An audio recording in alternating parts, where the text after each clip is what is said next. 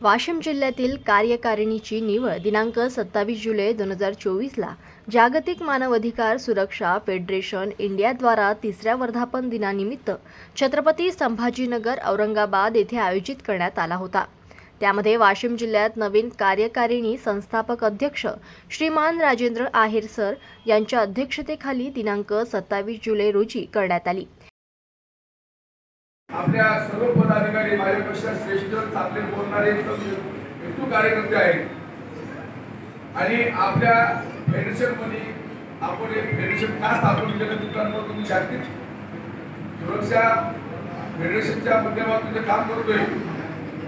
मी 30 वर्ष food corporation of India Manmad आणि मुंबई या ठिकाणी 30 वर्ष फूड कॉर्पोरेशन ऑफ इंडिया मध्ये लोडिंग अनलोडिंगचं काम केलेला माणूस आहे। मला त्यावेळेला 70 ते 80 हजार पगार होता, परंतु मी व्यागेट घेतला करोना काळामध्ये आणि मला एक आठवलं की साधं करोना काळामध्ये लोकांचे एवढे हाल होत आहे, त्याला कोणी मदत करत नाही, तो पैशासाठी पळतोय आणि करोना काळामध्ये लोकांचे जे हाल बघितले त्यावेळेला तुम्हाला एक उदाहरण देतो।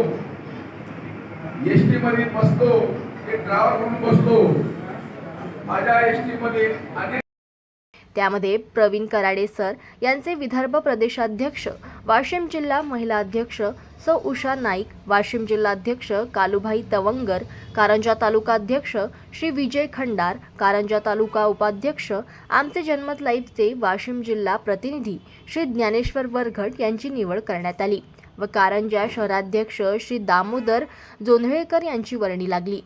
तिसरा वर्धापन दिन सोहळा मराठवाडा विभागीय कमिटी यांनी छत्रपती संभाजीनगर औरंगाबाद येथे आयोजित केला होता आणि कार्यक्रमाची सांगता ही राष्ट्रगीताने झाली। जनमत लाईव्ह न्यूजसाठी छत्रपती संभाजीनगरमधून दिलीप वरघट यांची रिपोर्ट।